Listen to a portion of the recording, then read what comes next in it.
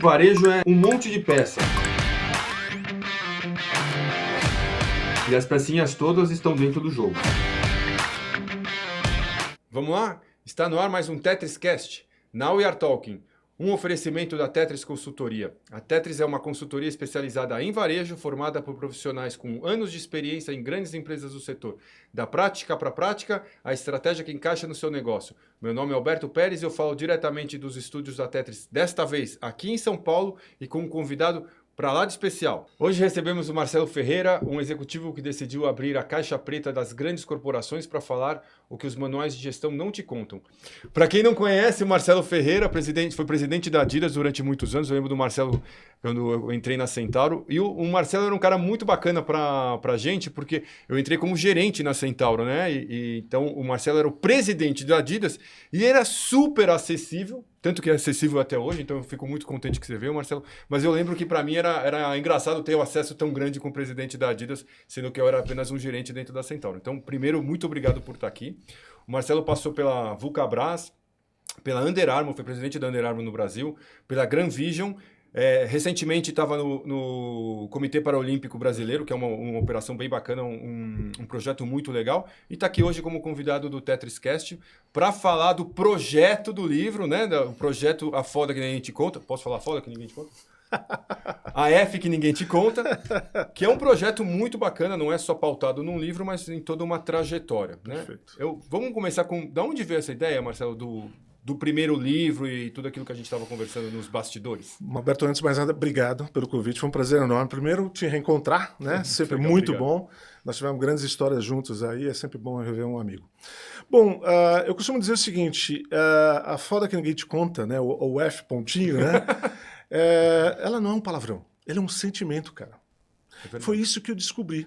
Né? Porque muitas vezes, conversando com jovens, conversando com as pessoas, quando era uma coisa que era impactante, a pessoa fala, pô, que foda. Né? E o que é isso? É um sentimento, é aquilo que muda o jogo. E aí, colocando dentro dessa nossa trajetória, da minha trajetória de desenvolvimento pessoal, de carreira, de sucesso, eu comecei a imaginar o que seria isso, né? Aonde de fato eu consigo contribuir com essa foda. Né? Então, aí começamos a pensar exatamente o que as pessoas não contam, o que os RH não contam, né? O que o mundo corporativo... E aí eu comecei a estruturar. São mais ou menos, eu costumo dizer, 15 a 18 meses de laboratório para poder entender o que tem por detrás das entrevistas, né?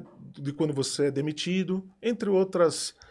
vamos dizer assim, pilares aí que a gente vai poder falar. Eu li o primeiro livro, né? O segundo livro saiu recentemente, ainda não li o segundo, mas o primeiro eu li, eu estava te contando que eu devia ter lido ele antes, porque para fazer entrevista, recomendo para quem for fazer entrevista, ler o livro do Marcelo, porque ele realmente te dá uma perspectiva muito diferente, muito mais ampla, que é o que você estava falando de, não é uma vaga, é um projeto. Você não vai se candidatar a uma vaga, você tem que se colocar como a solução para aquela companhia, a solução para aquele entrevistador, a solução para a pessoa que te valida.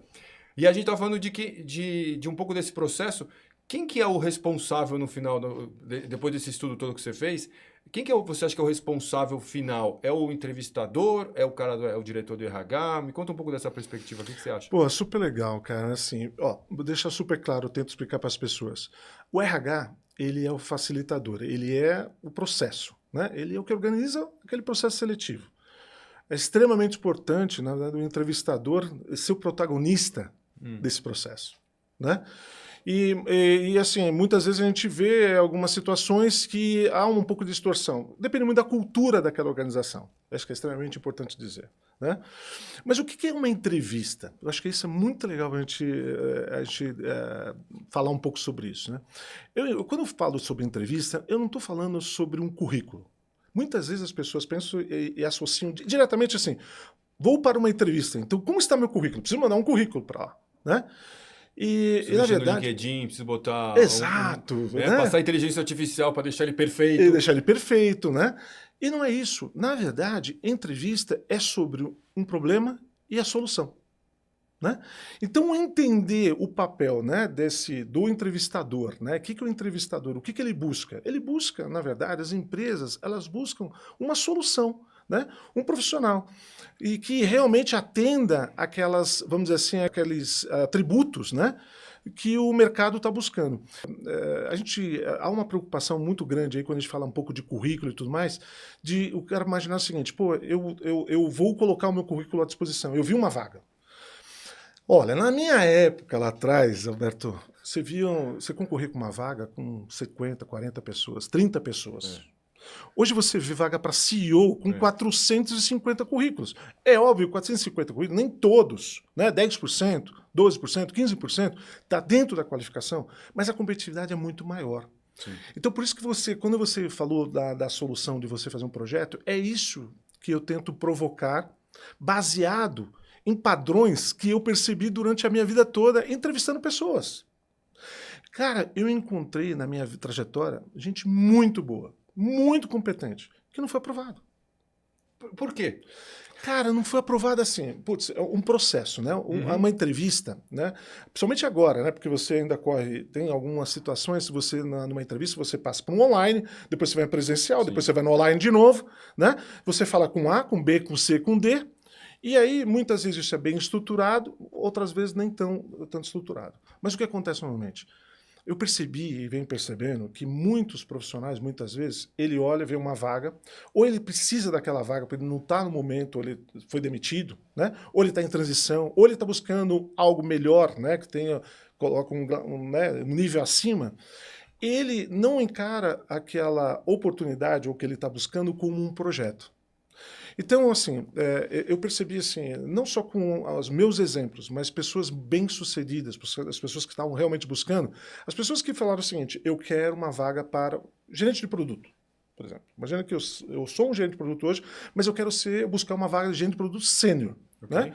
O que é ser sênior? Né? Então, eu entender assim, qual é o mercado. Então, a pessoa deve construir, abrir a mentalidade, essa ideia, como eu construo um projeto. Então, o projeto tem um título. Né? Então ele vai usar o seguinte, qual é o mercado? Esse mercado, eu conheço esse mercado, né? eu tenho expertise para poder atuar nesse mercado, né? Ou quais são os requisitos que normalmente pede? Para ser um nível acima ou 2 níveis acima, o que eu preciso, né, das minhas competências que estão alinhadas ou não estão alinhadas? Eu estudei todas as empresas que existem ali, qual a cultura daquela empresa. Então é montar um projeto, é desenhar um projeto. As pessoas que normalmente avançam, a gente percebe, e isso o entrevistador percebe, ele percebe exatamente como aquela pessoa tenta não se mostrar o melhor candidato, né, com convencimento, com energia, mas mostrar o seguinte, ó, o meu histórico, ele retrata, ele pode ser adaptado e pode entregar a solução para o problema que você precisa. Ele traz coerência naquilo que ele quer apresentar. Perfeito, é coerência e consistência. Muitos candidatos, cara, de novo, eu não sou um psicólogo, eu não sou psicanalista, nada, mas, cara, é repetições, você vê padrões, né? Muitos, o cara olha, vê uma oportunidade, pega o currículo dele, que está lá no arquivo dele, põe o nome da vaga, pá, manda. Você entendeu? E aí o que acontece? Hoje ficou mais fácil você aplicar para uma vaga também. Muito mais fácil. Hoje no LinkedIn com inteligência artificial, você pede para ele fazer Perfeito, CTA... joga lá palavras-chave e aí você é capturado. Mas espera aí, você é capturado é uma coisa. Quando você chegou, foi chamado pela primeira vez, se você não se preparou para poder entender qual a dor daquela empresa para aquela vaga, em algum momento você vai ser pego. Você vai ser pego. E aí o que acontece? Muitas vezes acontece de você ser pego, ou ser pego no final do processo, né? Ou você percebeu que você não atendia completamente e você tem medo do quê? De ser descoberto. Certo. Aí você vai estendendo a mentira, né? Entre aspas, mas você está estendendo um personagem. Perfeito. Que você pode até conseguir a vaga. O que você não vai conseguir depois é a entrega. Exatamente. E é isso que o medo do entrevistador é esse, né? Porque ele valida você, né? Quando ele te contrata, ele fala assim, esse foi a pessoa que eu escolhi. Então eu preciso ter certeza que esse cara vai conseguir entregar aquilo que eu quero. E se ele descobre no meio do caminho ou desconfia... Porque uma das coisas que eu gostei muito do seu livro, Marcelo, é que você trouxe dados, né? Não era só o seu feeling como executivo, mas você fez uma baita pesquisa com dados de Harvard, com outras empresas. Eu achei muito bacana, que é super bem embasado. E lá tá muito claro o seguinte, o entrevistador, o nosso cérebro, ele capta sinais. E se ele captar o sinal de que o seu discurso não tem a coerência, mesmo que você seja muito bom no discurso, se faltar coerência, o cérebro do entrevistador tem um gatilho e fala assim, não, esse cara não tá no que eu tô precisando, não tá no nível que eu tô precisando. Perfeito. Ele acaba colocando você de lado e você, às vezes, nem percebe onde você errou, né? Perfeito. Essa é a grande sacada. E assim, perfeito o que você está falando, e me fez lembrar o seguinte, que é extremamente importante só reforçar esse ponto que você falou dos dados. Isso é muito importante, porque é o seguinte, são os gatilhos. Se você tem algum ponto que acionou algum gatilho no entrevistador, ele te elimina, né? Ele vai te eliminar. Mas se você passar em todos eles e tem um gatilho que está lá, e você conseguiu, né, anular, né, e passou... Existem dados que comprovam que muitas demissões nos primeiros 6 meses, praticamente quase 70%, 75% das demissões acontecem exatamente nesse momento onde esse gatilho não foi acionado, mas ele acionou depois na convivência. Entendi. Na convivência.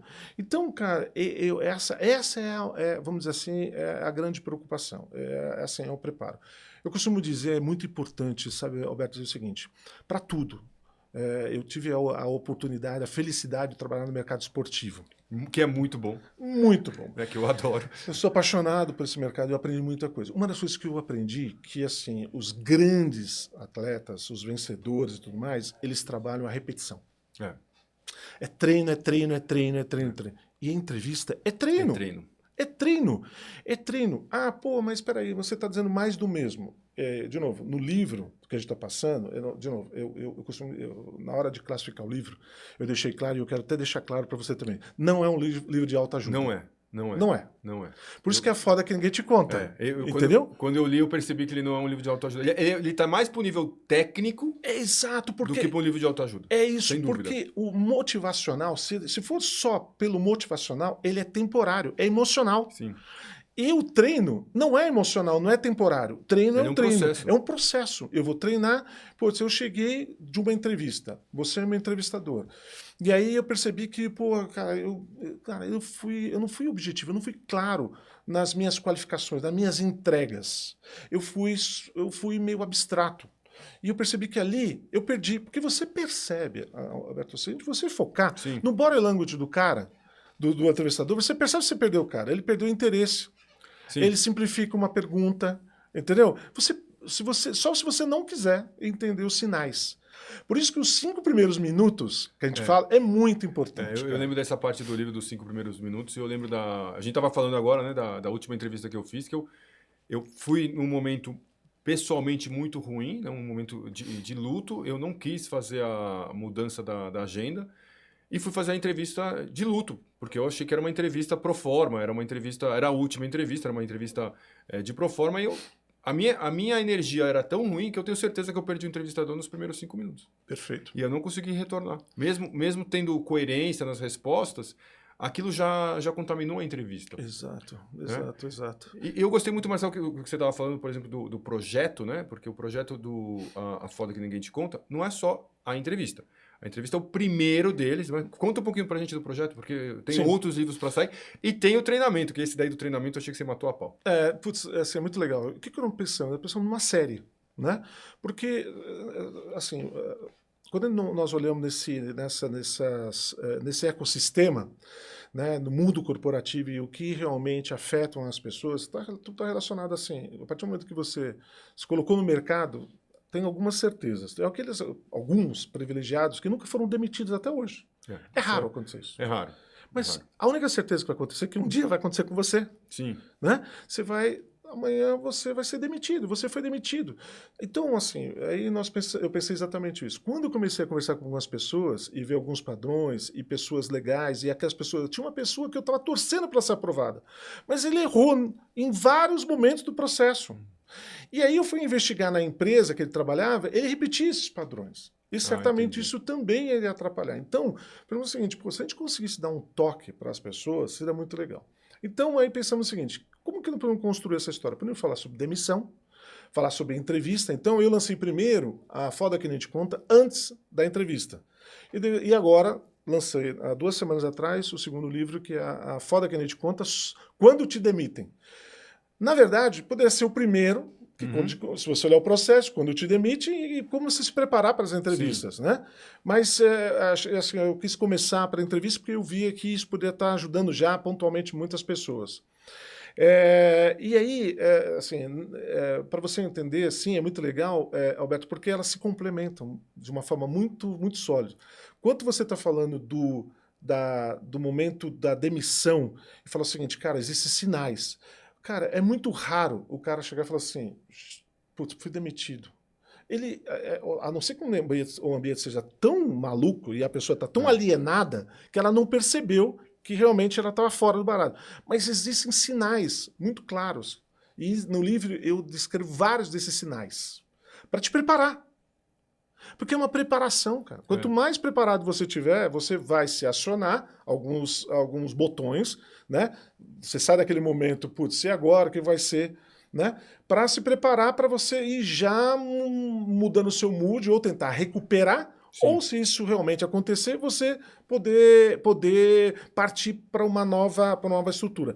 Mas assim, então, assim, tem alguns pontos muito importantes que a gente explica lá nesse processo na demissões. Mas é muito legal que eu acho que vale muito a pena mencionar assim. Existem pontos, Alberto, que eu faço questão de destacar aqui, que são dicas interessantes. Hoje o mundo é digital. Sim. Cara, e muita gente está perdendo emprego ou não consegue emprego por causa do mundo que a pessoa ela se inseriu no mundo digital, né? De estar lá nas redes sociais. De novo, eu não sou contra as redes sociais. Muito bom. Eu sou muito a favor das redes sociais, acho muito legal, né? Mas, cara, eu vejo situações de pessoas que, assim, elas colocam uma posição dentro da rede social que talvez mostre exatamente o que ela é, mas para o mundo corporativo não combina. Tá, ela se expõe desnecessariamente. Ela se expõe desnecessariamente. Pô, concordo. Marcelo, o que você está falando? Você está falando que a pessoa não pode ter uma opinião? Não estou dizendo nada disso. Eu estou dizendo o seguinte, eu estou na rede social, mas eu tento, de fato, olhar e me controlar em alguns pontos. No LinkedIn, por exemplo, muitas vezes eu vejo assim, o cara é partidário o A ou B. Sim. Né? E não é um ambiente para isso. Não é um ambiente para isso. Não é um ambiente para isso. Concordo, entendeu? Concordo. Ou nos seus textos, nas coisas todas. No Instagram, da mesma forma. Então, são pontos que, no Google mesmo, se você dar um search no Google, alguém já parou para ver? Todo mundo está lá. Você, hoje... A gente costuma, muitas vezes, a gente fala também do BBB, né? Que tem sim, lá, né? O grande BBB. O grande BBB. Só que o BBB termina em 90 dias. Acabou o BBB, né? Você não, cara. Você está lá exposto a vida toda. E está lá registrado. Então, da demissão para as entrevistas.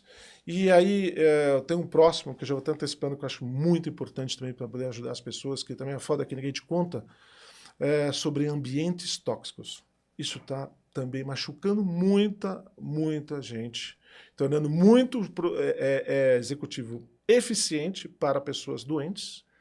Você acha que essa parte do... Eu vou linkar o ambiente tóxico com o último ponto que você colocou de redes sociais.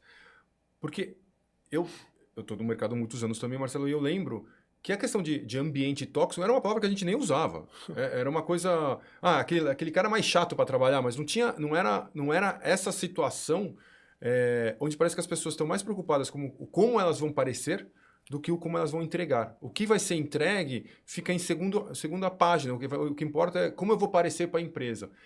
Você acha que isso tem a ver com o ambiente social, com as mídias sociais também? Também, eu acho que tem uma correlação. Assim, é muito importante exatamente. Porque assim, as empresas, no final do dia, quando você posta, você está colocando coisas, você está mostrando, tentando construir uma autoridade. Sim. Entendeu? E, de novo, empresa é cultura, são pessoas. Né? Pessoas. Então, muitas vezes, de novo, né, você contratou... eu conheço pessoas, né? Pessoas, assim, acho que até é interessante mencionar, porque agora você tem diversos partidos. Você tem que tomar cuidado. Olha que coisa maluca. Você falou alguns anos, 10 anos, 15 anos, e a gente não se preocupava com isso, com muitas das coisas. Obviamente, o respeito é uma das coisas que, se hoje eu cheguei aqui e você chegou aqui, é muito tudo que nós entregamos. Né? Nós respeitamos as pessoas, nós entendemos o ambiente de trabalho, nós entendemos a cultura, nós agregamos valor, nós erramos. Somos seres humanos. Seres humanos, você entendeu? Agora, hoje em dia, você tem que ficar extremamente atento com tudo que você fala, você faz, porque isso pode virar exatamente contra você. São os rótulos. Sim. E os rótulos, eles andavam, eles sempre existiram. mas eles estavam lá no analógico. É E hoje, cara, Alberto, eles estão dentro do digital. Então é muito, muito comum a gente perceber do cara que vamos, por algum motivo, ele percebeu algo, ele tá dando, vamos dizer assim, um send, não para você, né? Não, é para a rede toda. A rede toda. Para a rede toda. A rede toda. Eu sinto que o ambiente está muito mais difícil de navegar. Antigamente você tinha um pouco mais de facilidade dentro da empresa. E eu entendo que o ambiente tóxico ele se torna mais comum cada dia porque você tem essa questão de como é que eu vou aparecer na rede social? Eu preciso do cargo a qualquer custo. Então, eu vejo que as pessoas, às vezes, elas misturam um pouco do pessoal com o profissional e acabam indo para um lado ambicioso demais porque eles têm que mostrar alguma coisa para outras pessoas e não para a empresa. Então, tem essa questão. Eu vou voltar naquele ponto do segundo livro, Marcelo, da demissão, porque eu acho que a demissão é um luto. Mais cedo ou mais tarde, todo mundo passa. Você tem razão. Sem dúvida. Como é que você acha que a pessoa consegue vencer esse luto o mais rápido possível? Porque, às vezes, a gente tem uma coisa atrás da outra, né? Você tem o luto, né? Você tem a demissão, e logo na semana seguinte você está fazendo entrevista. Não. É difícil, né? Você sair de uma para outra. Eu te falei, eu fiz uma entrevista que eu fui super mal de energia, porque eu tinha tido um luto pessoal na minha família. Sim. Se fosse um luto da demissão, provavelmente a minha energia também ia ser muito prejudicada. Como é que você se prepara para fazer essa transição o mais rápido possível? Porque esse segundo livro eu não li ainda. Eu acho que é bem importante sua pergunta. Eu vou dizer uma coisa para você. Obviamente, não dá para dizer que para todas as pessoas nós vamos ter o mesmo remédio, né? Mas, assim, e hoje, assim, a gente percebe que tem uma questão, assim, as pessoas, até por uma questão de pagar boleto, né? Da responsabilidade, né? Do status, da sociedade, família, amigos e tudo mais. Existem, né? Redes sociais. O rótulo. Então, a primeira coisa, o primeiro impacto, eu conheço pessoas que foram demitidas, elas não conseguiram voltar para casa. O que eu vou dizer na minha casa? O que eu vou dizer para minha esposa? O que eu vou dizer para meus amigos? É um processo duro, que ele é impactante mesmo. E óbvio, de novo, eu falei para você, talvez, por isso que esse livro ele dá boas dicas para que a pessoa comece a entender sinais importantes. Porque, vamos dar um exemplo do luto, você tem algum familiar que você sabe que ele está doente, você vai se preparando para isso. Você não vai, muito dificilmente você vai fazer de tudo para ajudá-lo a se recuperar. Mas você sabe que provavelmente ele vai falecer. É um processo da mesma forma. Sim. No momento que ele faleceu, você perdeu, existe estatisticamente dados, né, que você tem as primeiras 72 horas, ela é extremamente impactante. Sono, impacta sono, alimentação, né, sistema nervoso, irritação, né, vergonha. Cara, a vergonha é algo que impacta bastante. Só que você não vai ver no LinkedIn ninguém dizendo isso. Olha, pessoal, preciso retratar aqui o meu ambiente. Eu fiz alguns posts, testes sobre o livro, e aí eu recebia no particular coisas dizendo assim, isso aconteceu comigo, Marcelo. Você não sabe como foi duro para mim. E ele é um processo que demora. E aí, por isso que a gente coloca lá uma sugestão, uma recomendação de um planner. Ah, que legal. Para que a pessoa ela exercite nos primeiros 3 dias, 7 dias. Legal, uma coisa bem prática, né? Prática. Para ajudar exatamente nessa transição, que obviamente não é uma fórmula mágica, por isso que eu falo assim, eu não te prometo nada, até porque eu não sou psicólogo, mas eu estou dizendo em função de dados, de informações, de pessoas que fizeram e treinaram e se prepararam melhor para esse sintoma, porque ele é um sintoma, você entendeu? E isso é um processo. Agora, coisas que acontecem que atrapalham muito, cara, é o desespero. Entro no LinkedIn urgente e eu tenho que me lançar vagas. E aí, cara, a ansiedade. Alberto, a ansiedade mata pessoas, deixa as pessoas mais doentes ainda. Por que não fui chamado? Cara, eu não fui chamado, será porque o meu ex-chefe falou alguma coisa me boicotando? E tudo isso vai trabalhando contra, enquanto você, isso tudo eu retrato no livro. Legal. De forma como ele vai encontrando, até que eu falo que é o ponto da virada. O ponto da virada é a hora que eu falo, cara, me aceitei, já entendi, já exercitei, porque é um exercício. De novo, você tem que ir lá, eu vou ter que falar daquela dor. Por que eu fui demitido? Fui demitido porque eu não fiz uma entrega. Ou porque eu quebrei a cultura. Ou porque a empresa mudou de direção, ou Tudo porque isso a pode empresa precisa acontecer. fazer uma redução de quadros. Existem tantos motivos, né? Ou eu não me adaptei. Eu gosto muito dessa explanação, porque ela é verdadeira muitas vezes, que é assim, eu não me adaptei à cultura daquela posição, daquela vaga. Exato. Não me E adaptei. tudo é um ciclo, né? O ciclo na vida é como um ciclo de um produto, né? Às vezes, muitas, assim, eu tenho muito orgulho de ter trabalhado para a Adidas 10 anos. Aí eu começo a olhar na minha história, cada vez eu venho trabalhando menos tempo nas empresas. Aí um momento eu pensei e falei assim, cara, será Isso é que... natural hoje em dia, né, Marcelo? Exato! É Há um dia eu natural. comecei a me questionar para dizer o seguinte, pô, por que eu não consigo mais adaptar a cultura? É natural. É natural. Por todas as transformações, Alberto, que vem acontecendo no ambiente Está organizacional. muito mais rápido. E diferentes gerações convivendo no mesmo espaço. Isso é novo, Marcelo. Isso é novo. Mais gerações trabalhando no mesmo momento no mercado, isso é novo. Está muito mais rápido a questão das redes sociais, como você disse. E as ferramentas que a gente tem no varejo, por exemplo, Omnichannel, e-commerce, fulfillment, ship from store, você comprar na loja e receber em casa. Tem tanta coisa acontecendo ao mesmo tempo que às vezes você realmente pode perder um espaço dentro da empresa porque você não se atualizou, por exemplo, ou você se atualizou para um caminho e a empresa tomou outro. Existe uma série de justificativas. Mas acho que o importante é você não se entregar. O que eu gosto muito do que você fala do seu livro é que, de forma alguma, é um livro de autoajuda. Eu acho que é um livro processual, técnico, como você disse, você trouxe dados. Esse da demissão, eu acho que todo mundo deveria ler também, porque, de novo, em algum momento vai acontecer. Se você estiver bem preparado, você se recoloca mais rápido possível. Perfeito. E aí, quando você tem o acontecimento da demissão, o viver o luto, né? Você disse que você não é psicólogo, mas eu fiz psicologia. Que bacana. Muito bom. Eu sou formado em psicologia Muito também. legal. E aí, eu lembro que uma das matérias que me chamou muito a atenção foi a de luto. A matéria sobre como você identifica e como você supera o luto era uma das coisas que me gravou bastante, que é um processo que você tem que viver. É isso. Quanto mais você Você não pode fugir evita, dele. você não pode fugir. Você não pode fingir que aquilo não aconteceu, porque isso faz parte da vida. Sem dúvida. Então, assim como o luto faz parte da vida, a demissão faz parte da carreira. Em algum momento vai acontecer. Mas se você estiver preparado, você se recupera mais rápido, e você se recuperando mais rápido, você pode passar para a próxima fase, que é a de entrevista. O que eu acho muito interessante que você fecha nessa primeira série, o terceiro livro, que é o do ambiente tóxico, é que muitas vezes a gente, por conta de um ambiente tóxico, se contamina.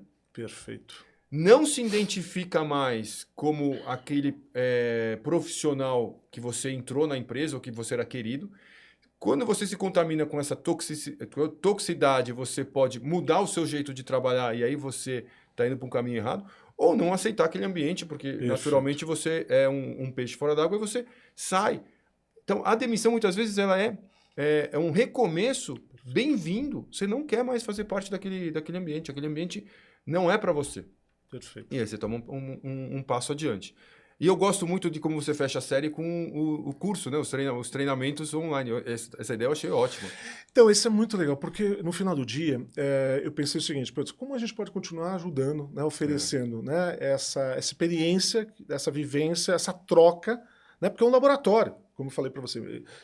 Esse processo todo que foi criado não veio somente da minha cabeça, né, veio da minha experiência, de outras pessoas que eu tenho conversado, com dados. E aí eu pensei o seguinte, se a gente pudesse oferecer um método. Isso é bem legal, Marcelo. Um método para a pessoa. O método, ele é assim, ele nasce da seguinte, é muito simples, mas eu acho que ele tem um potencial gigante e a gente percebe no feedback que a gente está sentindo das pessoas.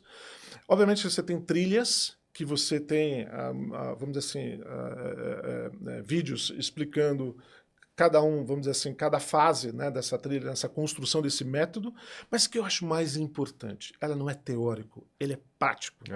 Então, o método, quando é muito bem feito, você cria o quê? É algo que você consegue praticar. Você consegue replicar. Replicar. Então, nesse método, além das trilhas, eu ofereço várias ferramentas. Eu costumo dizer que é a mala de ferramentas da pessoa para ela realmente estar pronto para a virada, para ela poder, vamos dizer, fortalecer a sua identidade, para ela encontrar, fortalecer as competências, famosos soft skills, hard skills, né? Fortalecer isso de fato. Como? Com simuladores. Cara, Quantas vezes na vida você parou para fazer um simulador de perguntas difíceis? Nós estávamos conversando no off, você falou assim, olha, putz, você fez uma pergunta tal. No simulador, você pode estar treinando sobre isso. Exatamente. Então, qual é a sua reação? Porque aquilo que dói, te dá o gatilho, você já sente. Opa, isso aqui mexeu comigo. Isso aqui eu preciso trabalhar melhor. Isso eu preciso trabalhar melhor. Se você for honesto, e aí a gente provoco muito nesse método. Diz o seguinte, cara, você não está fazendo para me impressionar, você nem para ser um auto-engano, né? É algo que você fala assim, eu preciso fazer com a maior honestidade possível. Se você se convence, você convence outro. O problema é quando você não está convencido, querer convencer um terceiro. Você não consegue. Eu criei um personagem. Exatamente. E eu criei um personagem, uma hora ele vai desmoronar. Ou na terceira fase, ou na quarta fase, ou quando você estiver trabalhando. Exatamente. Então, nesse método, a gente são simuladores, nós temos um planner, de você planejar mesmo. E outra, tem um exercício muito legal que a gente faz o seguinte, terminando a entrevista, você tá lá com aquele calor, chega na sua casa, no seu escritório, pô, anota, isso aqui pegou para mim. Isso aqui, quando entrei no ambiente, na sala, eu não consegui passar essa energia pro entrevistador, para mostrar, cara, eu tô aqui, eu sou essa pessoa. Você entendeu? Eu acho que quando você faz a entrevista, as melhores entrevistas que eu fiz foram as entrevistas que, olha que coincidência, que eu não necessariamente queria entrar na vaga. Olha que louco. Porque eu estava bem onde eu estava. Então eu estava cheio de autoconfiança. E natural, né? E natural. Não, eu não preciso dessa vaga, não preciso desse emprego. Eu estou bem onde eu estou, eu estou feliz onde eu estou, mas acho que entrevista faz parte de processos, né? Eu preciso estar treinado para fazer entrevista, vou fazer entrevista. Foram as melhores entrevistas que eu fiz, porque eu não estou preocupado em criar o personagem e eu estou bem no emprego que eu estou. Eu fiz uma vez uma entrevista muitos anos atrás e eu não estava no momento bom na empresa que eu estava trabalhando e eu queria muito a vaga na outra empresa. Cara, o entrevistador fez uma pergunta de como é que eu estava na empresa. E eu fui muito aberto com a resposta, né? Eu acho que eu podia ter aprendido a responder isso de uma outra maneira. Falar assim, olha, estou passando, eu vou voltar nessa questão, eu estou passando por esse momento, mas eu estou solucionando dessa forma. Perfeito. Porque a gente tem que entregar uma solução. É isso. A gente tem que se colocar como solução para o entrevistador. Então, mesmo que eu esteja passando um momento difícil, eu tenho que mostrar como é que eu estou trabalhando isso para ele ver que mesmo sobre pressão em momentos difíceis, esse cara tem expertise, tem o espírito para conseguir dar a volta por cima. Eu acho que, assim, de novo, só para reforçar, né, esse ponto, eu acho que é aí que muita gente acaba perdendo a oportunidade. Tanto o entrevistador de escolher a pessoa certa e do candidato de se posicionar melhor. De entender primeiro o seguinte, putz, se eu vou para uma entrevista, tá claro para mim qual a dor daquela empresa, daquela vaga? Tá claro para mim? Eu estudei, eu entendi completamente. Aí, é isso que eu quero essa vaga. Eu me preparei para isso. Tá bom, na hora de você pegar o histórico, porque a empresa, ela não contrata o seu histórico. Muita gente se engana falando, meu histórico está aqui, está lindo, meu histórico. Mas se você não consegue traduzir aquele histórico para aquela dor, não adianta para nada. Olha, eu aumentei a receita no primeiro ano de X para Y, abri novos mercados, papapá. Se de fato a empresa está querendo a ampliação de portfólio, você acertou na mosca. Sim. Entendeu? Mas se ela não está buscando isso, você está colocando palavras ao vento que para ela não... É uma dissonância. Porque você não está dando solução para eles. Você não está dando solução. Então, o ponto de fato, é entender exatamente. Não é currículo bonito, Alberto. Não é histórico bonito. Né? A empresa ela está buscando exatamente alguém que entregue uma solução para ela. Solução para aquele problema real. Né? Não seja um problema... E outra, é uma questão também do entrevistador de um cuidado, é importante deixar isso aí. Há um medo do outro lado do entrevistador também. Eu já tive medo contratando pessoas. Sabe por quê? Porque está ligado à reputação.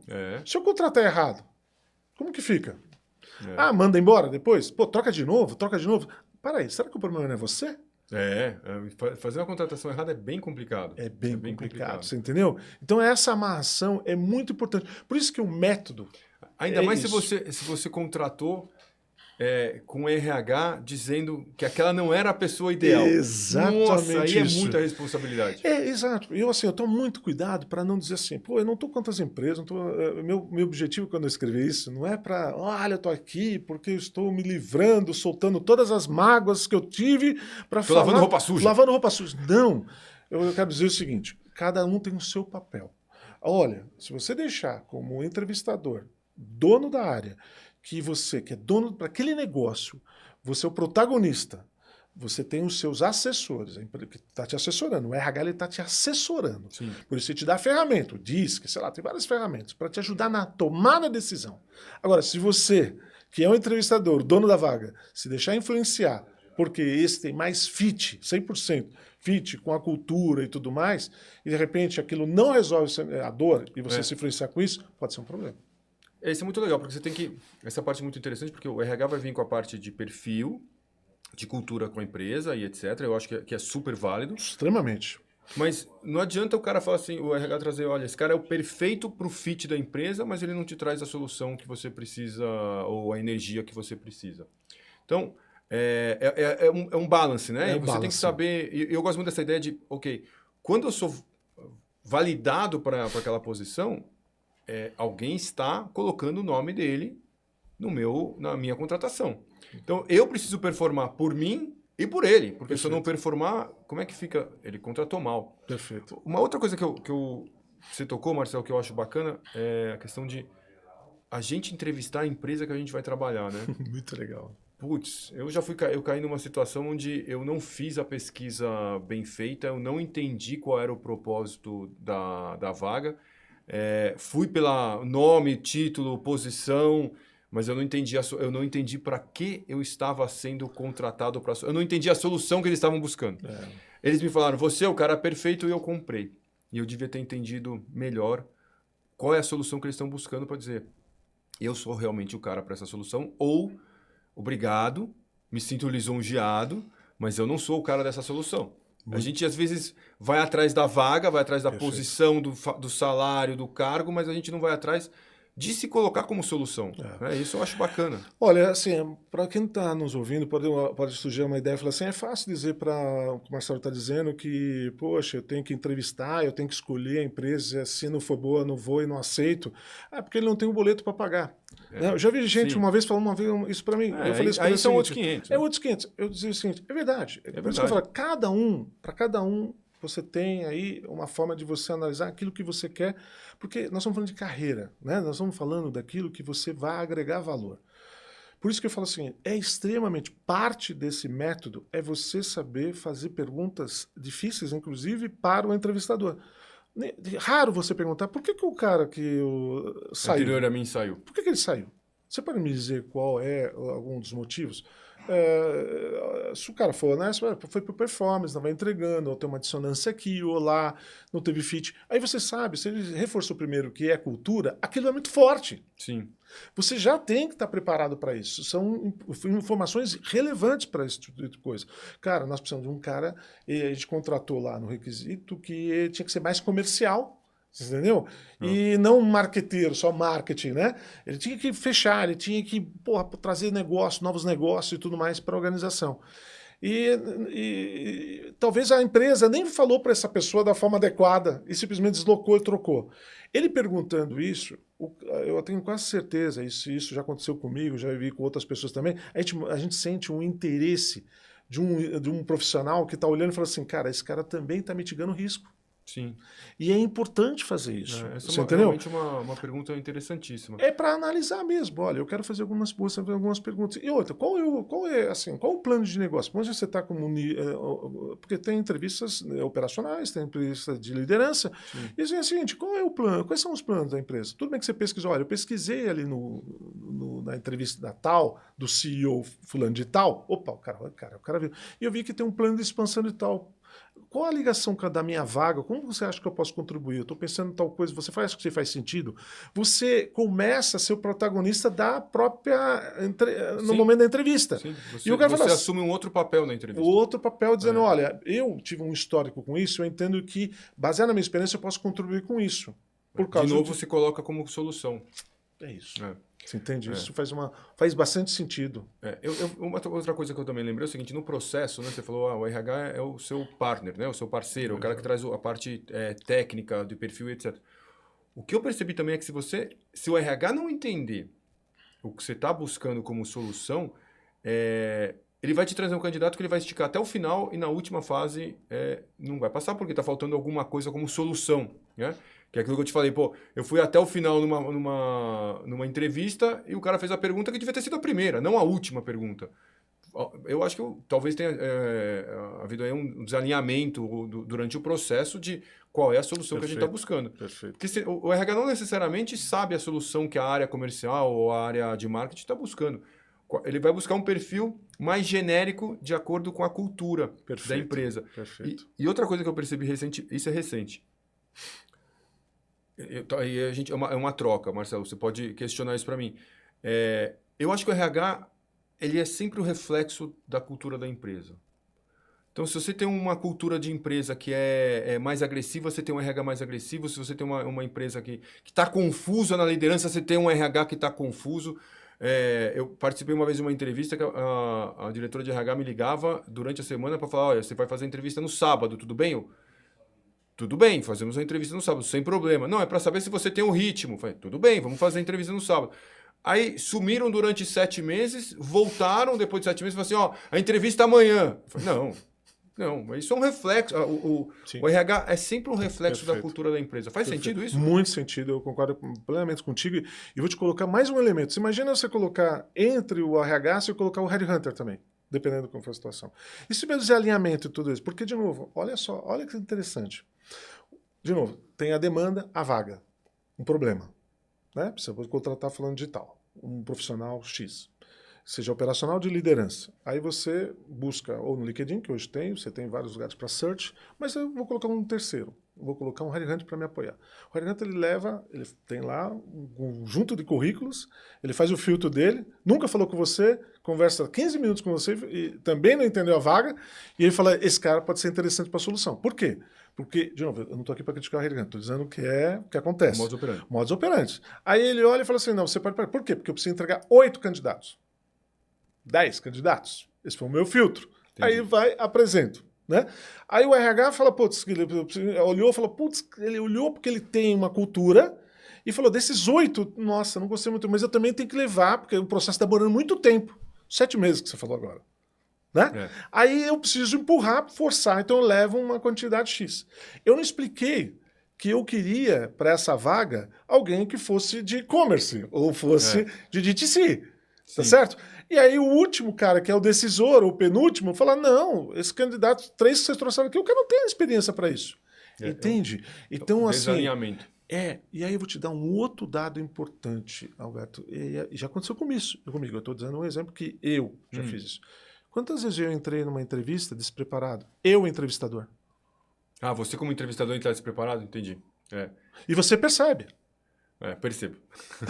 Certo? Percebo. Sim, porque as perguntas não têm ritmo. Exatamente. A pergunta não tem ritmo. E se não teve, qual é o fator de tomada de decisão? Achei você legal? Você sorriu mais? Né? Você falou do time que não tem uma sinergia? Tô exagerando. Mas já aconteceu comigo também. E eu já fiz isso. E aí eu parei para pensar nessa história quando eu estava escrevendo. Falei, cara, isso acontece. E isso eu certamente perdi gente boa. É engraçado. Porque no cara do mesmo fala assim, eu não quero trabalhar com esse cara. Talvez, pode acontecer isso também. Porque o cara falou, eu tenho entre uma empresa A e uma empresa B. Você entendeu? Então, isso tudo, de novo, por isso que eu falo assim, ele é um processo. O processo seletivo, ele tem que ser, assim, de novo, por uma questão também de mudança, o mundo corporativo mudou bastante, os perfis, novas gerações, né? As pessoas com menor, vamos assim, menor paciência, a empresa com tem uma paciência muito menor de ajudar, de transformar, aceitar um erro. O funcionário, muitas vezes, com impaciência, né, de desenvolvido, promovido e tudo mais. Então, isso tem já uma dissonância grande aí nessa história toda. Então, o turnover é grande. Então, eu preciso ter gente, eu preciso pôr gente. Entendeu? Eu gosto muito de uma parte do que eu li como dando um passo para trás do livro, é que você coloca tanto a questão da entrevista, como também, provavelmente, eu ainda vou ler o outro, mas num tabuleiro, numa perspectiva muito maior. Porque quando a gente olha a entrevista, a gente sempre se coloca como o entrevistado ou como o entrevistador, mas a gente não olha o processo como um todo. Você não está vendo o negócio como um todo. Então, eu vi mais como um jogo de xadrez, né?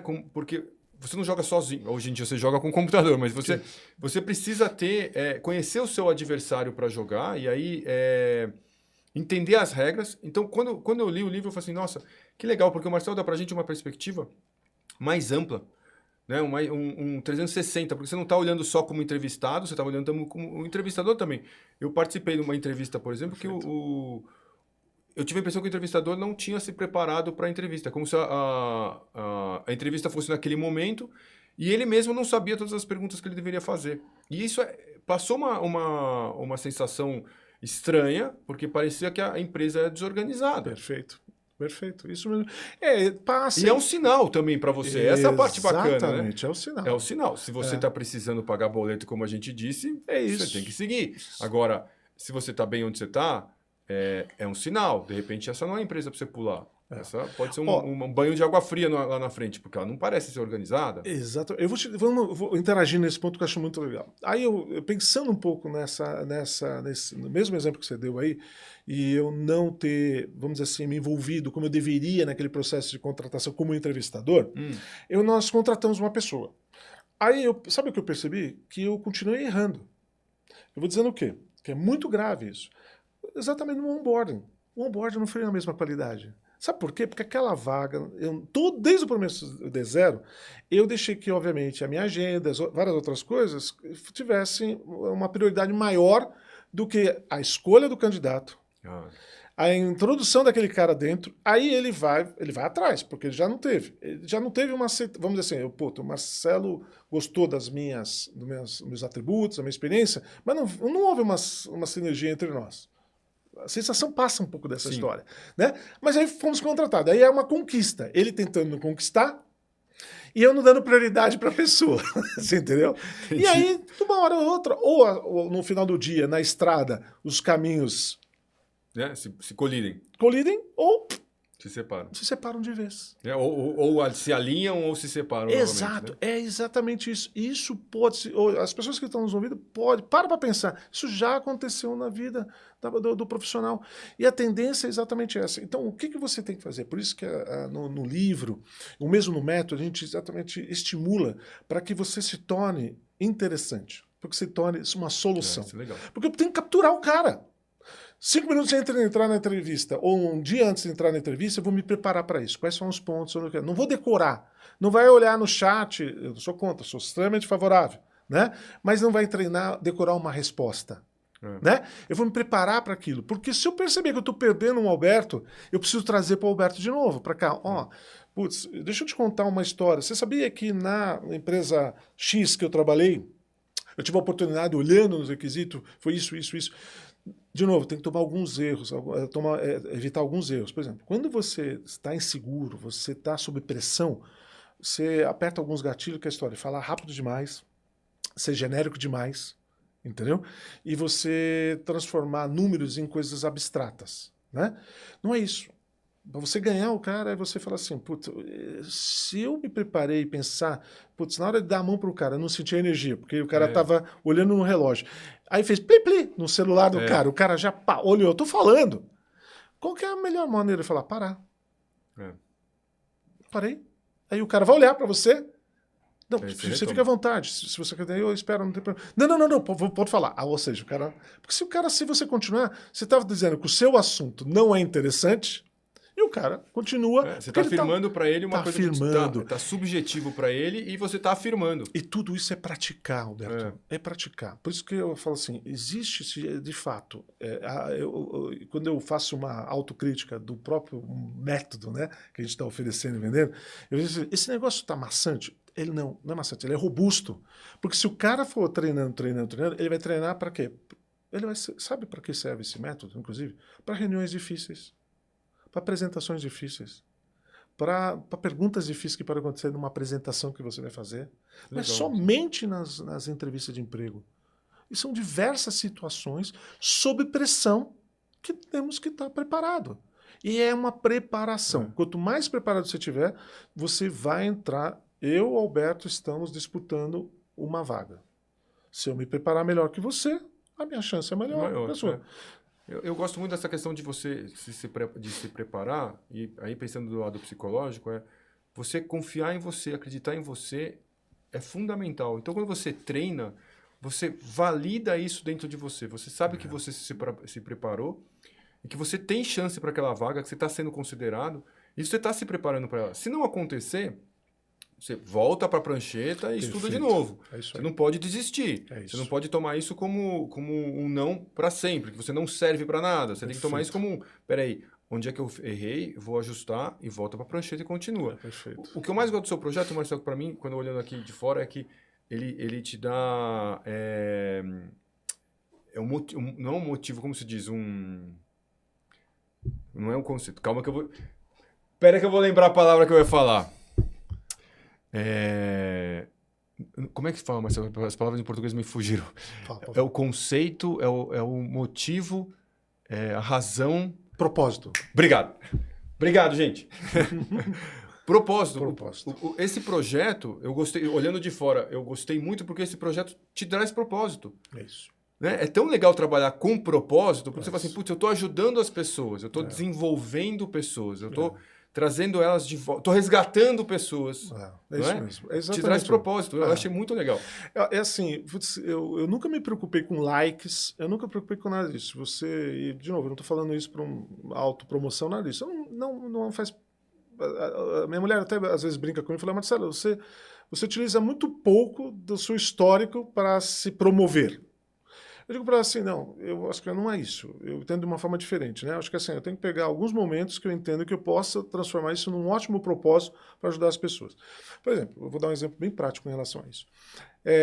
Às vezes no LinkedIn eu vejo um texto, alguma coisa muito bacana de uma pessoa, e eu escrevo um comentário daquilo, né? E um comentário que eu acho que ela, assim, ela não está preocupada em ter um like, e também não é para lacrar ninguém. Ele é para dizer o seguinte, para estimular um pensamento, uma reflexão. Porque eu acho que falta essa reflexão, da gente ter coragem de olhar e falar, pô, isso aqui serve para mim se eu não fizer tal coisa, porque tem vários fenômenos acontecendo ao mesmo tempo. O etarismo, por exemplo. Sim. Né?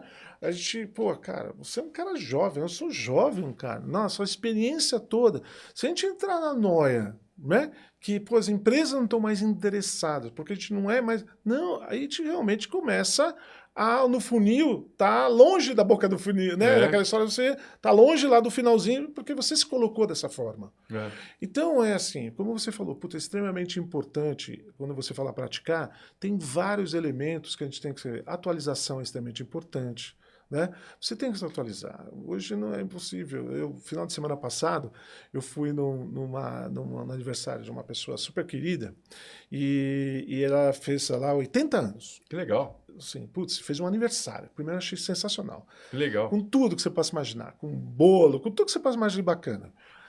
O irmão dele tem 92 anos. Nossa. De repente ele pega o celular e terminou o som que tinha um negócio, ele vai e entra no Spotify. Ele tem 91 anos. Ele entrou no Spotify. Cara, eu achei aquilo sensacional, porque assim, cara, por que só porque ele tem 91 anos, ele não pode estar atualizado? Entende? Então, algumas pessoas, olha, ele sabe mexer nas... Cara, por que não? Por que é tão anormal? Entende? Eu tenho um amigo que ele acabou falecendo o ano passado, ele tinha 73, 74 anos, ele dizia assim, que ele não gostava de andar com pessoas da idade dele, porque as pessoas falavam que na minha época era muito bom, na minha época. Ele falou assim, a minha época é agora, caralho. Exato. Pô, minha época é agora, eu vou ficar vivendo do passado, o que tem para fazer de novo aí? Eu quero saber o que tem de novidade. E era um espírito muito jovem, engraçado, porque não era reflexo da idade dele, era um reflexo de atitude.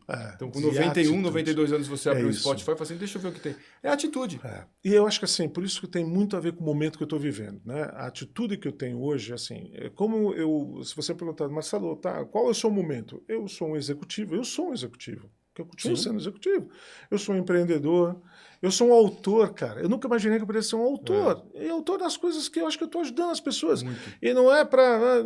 pensou em fazer best... Não penso em best-seller. Eu acho assim, puta, eu ouvi bons comentários, boas avaliações e falar, pô, esse livro serviu, me ajudou por um momento.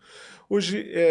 isso preenche, né, Marcelo? Isso preenche, cara. Isso é muito legal. Sou um pai de um garoto de 14 anos de idade, né? Já tenho um pouco mais velho, mas eu tenho de 14 anos. Então, cara, eu acho o seguinte, que esse é o melhor momento da minha vida, né? Que legal, Marcelo. E é o melhor momento que eu posso estar exatamente contribuindo para que as pessoas Da mesma forma que eu estou aprendendo, porque a partir do momento que eu escrevi livro, eu posso garantir para você, de 100% do conteúdo tá lá, eu aprendi 80% daquele conteúdo, cara. Legal. Porque foi pesquisar. E eu tenho certeza... Não, foi refletir, né? Foi refletir sobre isso. E dizer que é o seguinte, cara, esse é um tipo de comportamento livre que ele não vai morrer no ano que vem, daqui a 5 anos, 10 anos. Por isso que eu falei assim, cara, eu estou construindo algo que pode deixar um legado.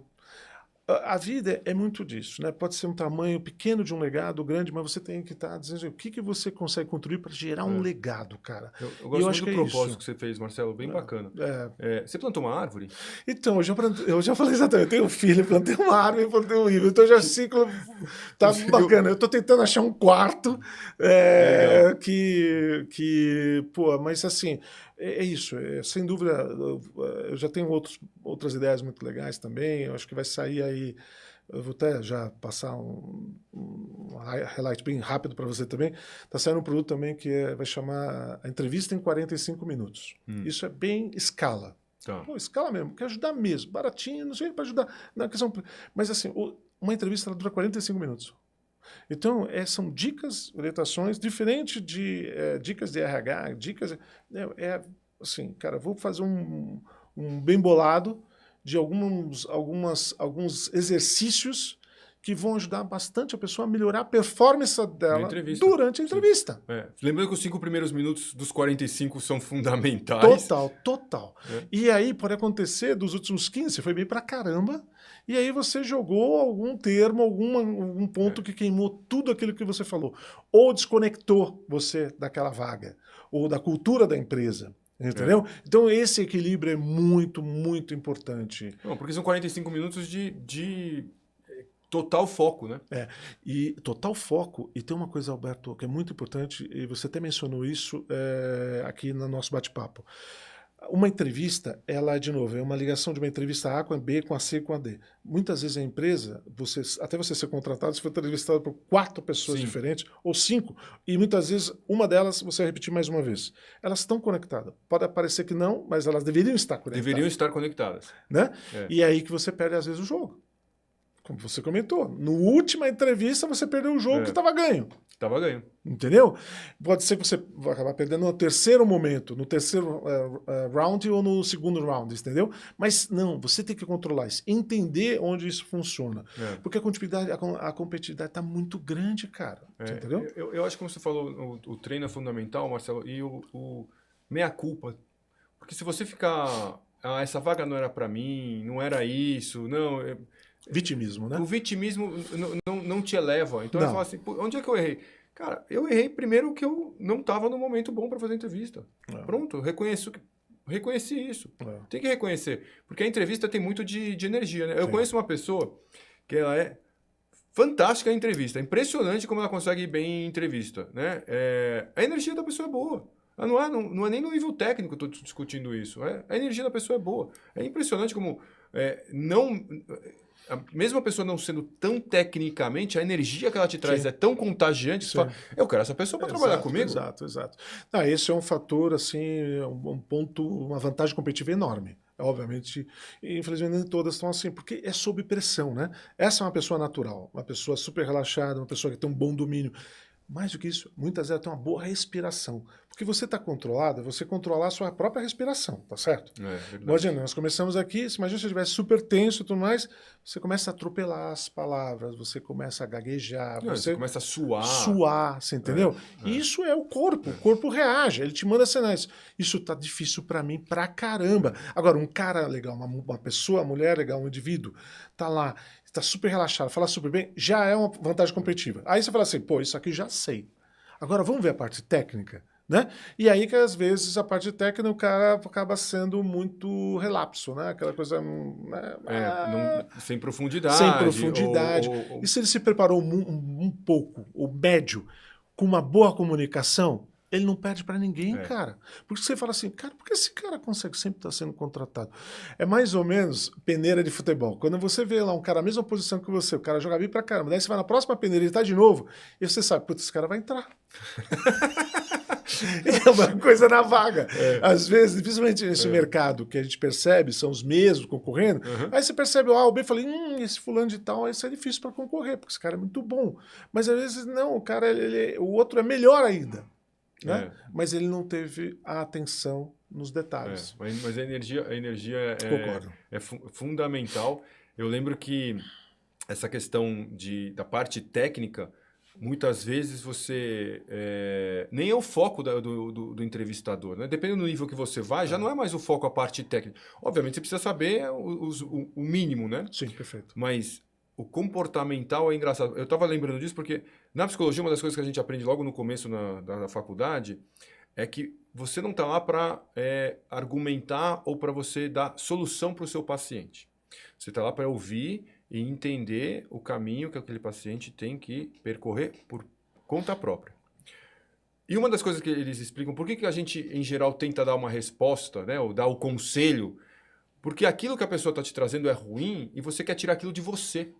Então você reage. E aí numa entrevista, se você está passando uma coisa ruim para o entrevistador, mesmo que seja subliminar, ele vai reagir. Ele não quer você perto dele, nem na entrevista, nem trabalhando com você depois, óbvio. Perfeito. Então você tem que passar energia, você tem que ser contagiante boa, uma energia boa, porque ele fala assim, bom, é legal agora, na entrevista, imagina trabalhar com esse cara, ou trabalhar com essa mulher, porque ele tem uma energia bacana. Você imagina o contrário?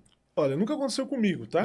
Mas uma vez eu fiz um teste, mas é um teste assim, até para sentir como de fato, mas eu acho que eu até peguei média, mas eu sei de situações, dados que são pessoas ainda mais duras. Nós estamos aqui debatendo, estou entrevistando você, e aí de repente eu paro, tiro o óculos, né? Coloco assim e falo assim, Roberto, é o seguinte, cara, discorda, o número que você entregou para mim é um número normal de crescimento, eu conheço muito bem esse mercado, 8% de crescimento é algo normal. Para mim, você é um candidato comum perto do outro. Que mais? Imagina, você falou com aquilo com a maior realização da sua vida. Se essa pessoa está te testando, para ver se você... Como você reage? São perguntas difíceis. Seu espírito, né? Exato, sua zona de conforto. Porque aquilo você falou com uma segurança, e eu disse para você, olha, então, me diz um pouco mais, qual é outras ideias? Porque isso você nunca parou para refletir, Alberto, que 8%, se hoje, com a experiência que você tem, você faria as mesmas coisas? Você colocaria uma ação no portfólio, um produto novo?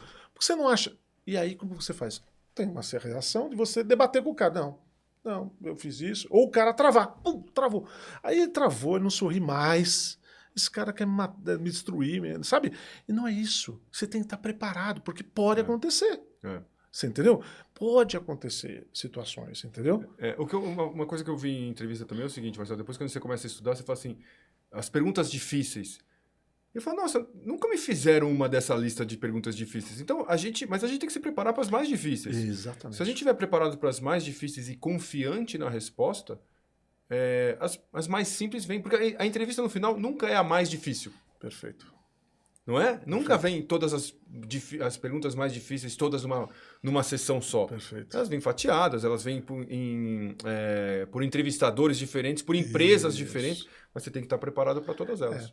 Acontece situações, por exemplo, eu falar assim para o meu colega, meu partner, dizer o seguinte, você vai entrevistar o fulano de tal, Alberto, né? Eu fiquei com uma dúvida aqui, dá uma questionada nele em tal ponto, sente para mim, porque eu acho que isso aqui pegou um pouco com ele. Daí ele vai lá e puma. Aquilo, se é uma pergunta difícil, ele pode desmoronar. A pergunta pode ser muito simples, né? Pergunta assim, me conta uma coisa seguinte, você está 1 ano e 3 meses parado. Por quê? Essa pergunta é... Entende? Né? Pode acontecer, né? E como você vai se preparar para isso, né? Agora, vou me antecipar. Olha, eu começo a nossa entrevista e dizer assim, olha, eu quero dizer uma coisa para você, eu parei 1 ano e 3 meses. Não, cara, mas eu vou dizer, olha, pode ser realmente 1 ano e 3 meses, mas eu aproveitei esse período de X a X para me atualizar, fiz um curso disso, fiz um curso daquilo outro. Tive entrevistas, participei de várias entrevistas, mas algumas não tiveram fit. Cara, você começou uma narrativa que não é defensiva. Eu acho que quando você entende aonde você está e faz uma autoanálise, né, Marcelo? Eu acho que o grande ponto é que a gente não para fazer uma autoanálise da própria carreira. Você vai andando, você vai se movendo para frente, vai se movendo para trás, para frente. Quando te movem para trás, ou você tem que fazer uma movimentação lateral, você não está preparado para isso, porque a gente está acostumado, né? A gente tinha carreira assim, né? É. Hoje em dia o pessoal faz a carreira muito mais diferente do que a gente fazia, né, Marcelo? Mas a Exato. gente fazia a carreira assim. Exato. Aí no meio do caminho você fez isso aqui, você trava, você não consegue justificar isso. É difícil fazer essa justificativa, porque a gente nunca foi treinado para fazer uma autoanálise. Pergunta, você deve ter entrevistado o pessoal da geração mais nova. Sem dúvida. Eles não travam. Não, pô, tranquilo. Eles vão com essa naturalidade que você comentou de uma forma muito mais fácil do que nós fizemos. E aí, assim, eu acho que existem vários fatores. Eu vou até fazer te contar algo assim, te confidencial, algo que aconteceu comigo. Eu tive, assim, a felicidade de estar no lugar certo, no momento certo, em alguns momentos da minha carreira. Tem competência, tem entrega, mas tem pessoas que te ajudam a chegar lá também, que é fundamental, né? Na Adidas... Você tinha um baita time. Eu tinha um time incrível. Tinha. E eu consegui entender ali o potencial de cada um deles, somando.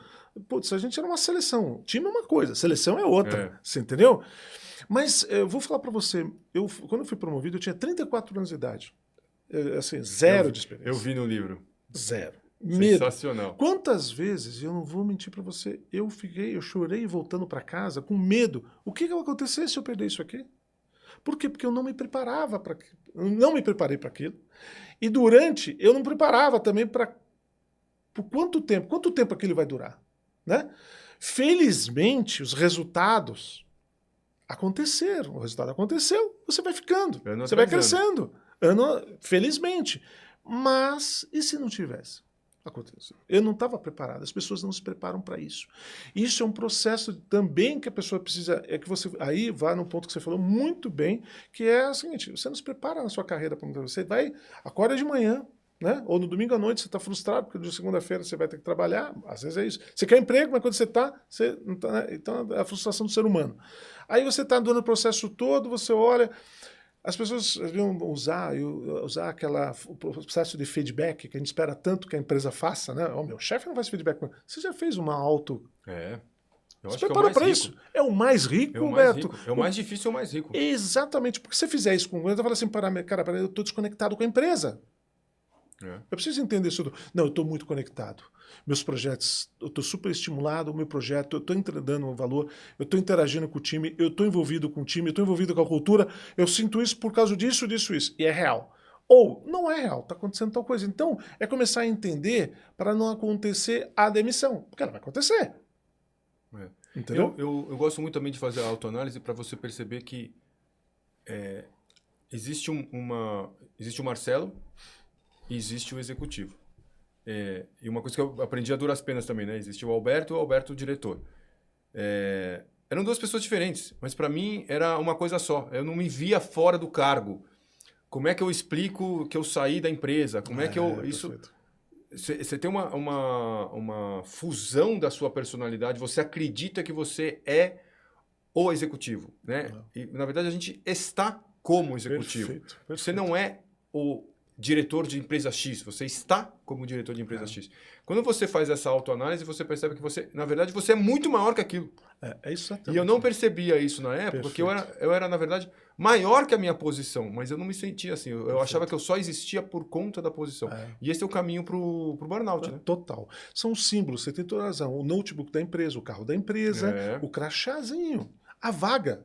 Quantas vezes o cara tá com a vaga do estacionamento, que aquele é um símbolo de status, e ele perdeu aquilo. E como? Isso é vergonha. Eu não tenho mais isso. Não, cara. É você perceber exatamente, você tá lá, é aquele estar, né? Você não é. Eu demorei também. Hoje eu já tenho um hábito de entender que eu estou num projeto, né? Eu comprei um projeto, eu fiz um projeto, eu tenho um projeto, você vai me contratar como executivo, então eu vou vender os meus serviços.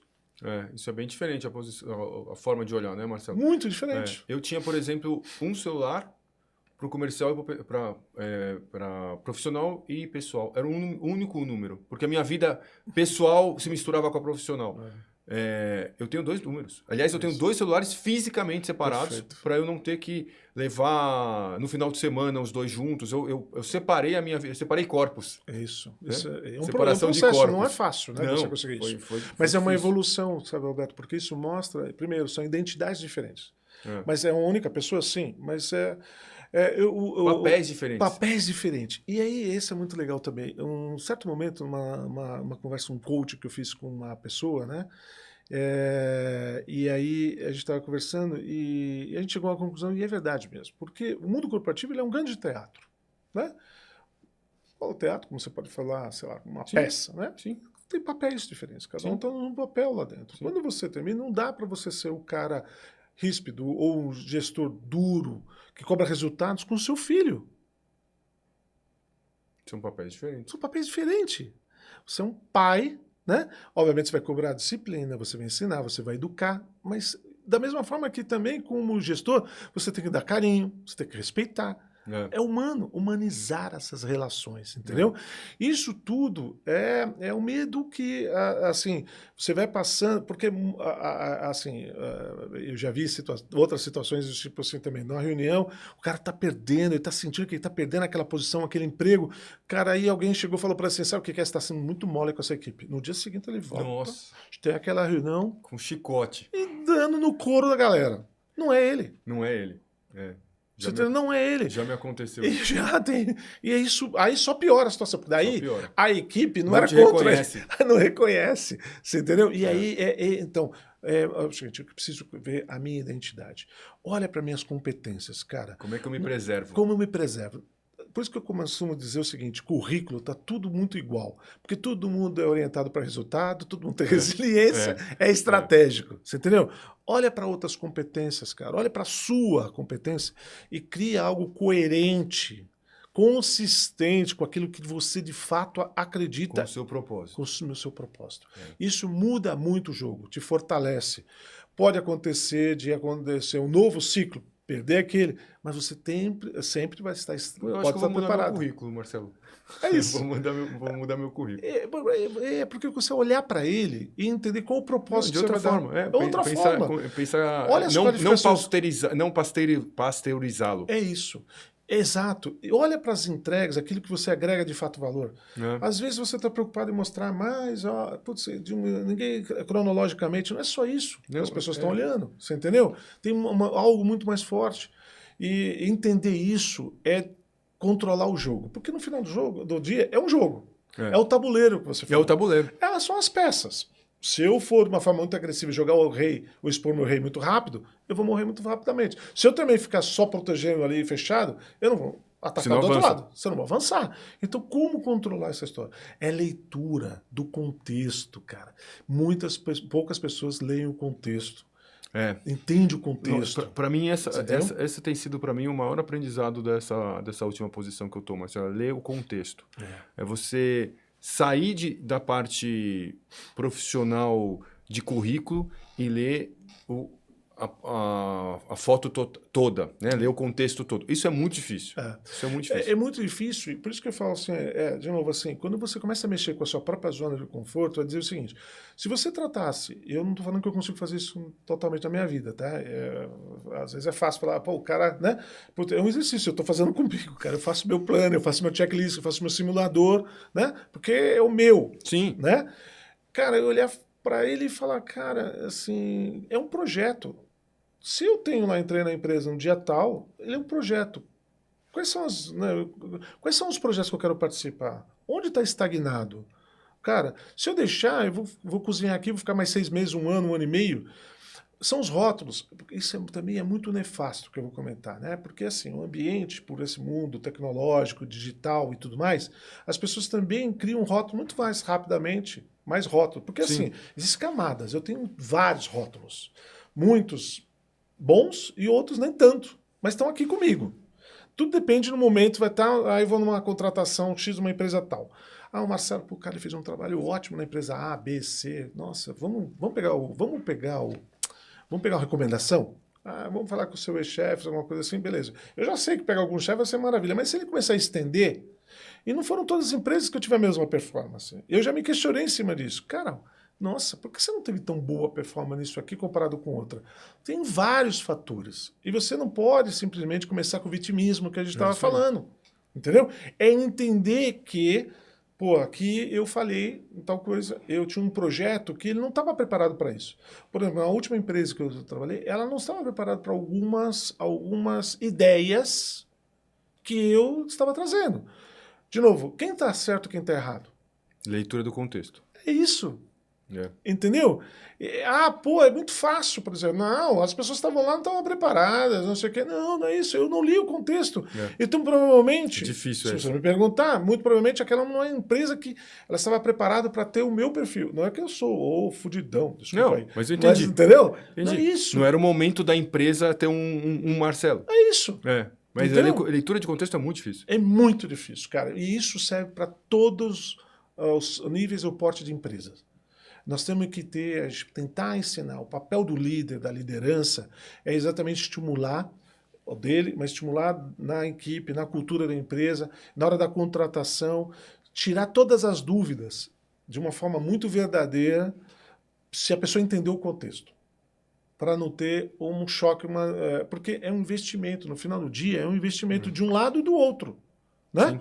É um investimento do outro, de um lado, que é a empresa que vai ensinar, vai treinar, vai capacitar. O outro, da mesma forma, ele está lá vendendo o serviço dele. Aí ele vai se frustrar. Né? Aí aquela história, putz, naquela empresa eu fiquei 6 meses, mas por quê? Porque a empresa é isso, aquilo, o líder está lá. Aí o cara do outro lado da empresa, putz, aquele cara, nossa, ficou 6 meses, quem sabe por quê? Isso, aquilo e outro.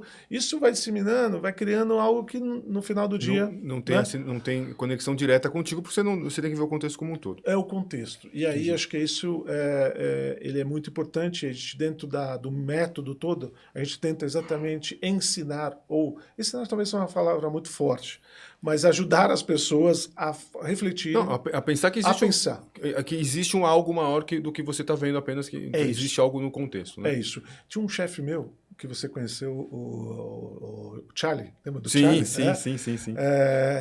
Um alemão assim, eu tenho um carinho enorme com ele, porque era um cara muito pragmático, muito experiente. E aí, numa decisão, numa situação onde exigiam um pensamento mais estratégico, ele falou, Marcelo, para um pouco, para. Pensa como você estivesse no helicóptero. Olha, se eu estou olhando só para você assim, eu estou vendo uma imagem. Sim. Olhando de cima... Você capta o contexto. Opa, peraí, eu tenho ali um ambiente que eu não estou percebendo. Olha o contexto todo. Olha para cá, olha para lá. Olha que você vai ter mais do que uma resposta. E isso é uma verdade. É uma pura verdade. Isso foi uma bela sacada. E isso me ajudou muito. Às vezes eu esqueço. Faça batida. Porque é um exercício. É um exercício, cara. Mas isso ajuda bastante. E quando você faz isso com uma certa regularidade, a chance de você ter êxito, ser mais assertivo, melhora. Muito melhor. Marcelo, muito obrigado, cara. Foi um podcast ao vivo, que é uma raridade pra gente, né? Uma raridade para fazer o TetrisCast. Eu sempre faço de Amsterdã. Agora eu estou em São Paulo fazendo. Foi um prazer ter você, Marcelo. Um bate-papo muito legal. Muito obrigado mesmo. Boa sorte no projeto. Como a gente falou, você tem um propósito muito grande. Tenho certeza que está ajudando muita gente. Roberto, super obrigado pela oportunidade. Sem dúvida nenhuma. Primeiro, foi um prazer revê-la. Obrigado. Desejo muito sucesso também no projeto de vocês. Eu achei incrível. Conte comigo. Estarei sempre à disposição. Bom, estamos chegando ao fim de mais um episódio do TetrisCast de hoje. Obrigado, Marcelo. Foi realmente uma aula ter você aqui com a gente hoje. A Tetris está aqui para ajudar empresas a encaixarem suas peças, pessoas, produtos, processos e tecnologia no lugar certo. Se você gostou desse conteúdo, deixe seu like e nos acompanhe nas redes sociais. Inscreva-se no canal para mais assuntos de negócio. Esse foi um episódio do TetrisCast, um oferecimento da Tetris Consultoria, a consultoria que tem a experiência certa para trazer resultados reais para o seu negócio. Te vejo nos próximos episódios.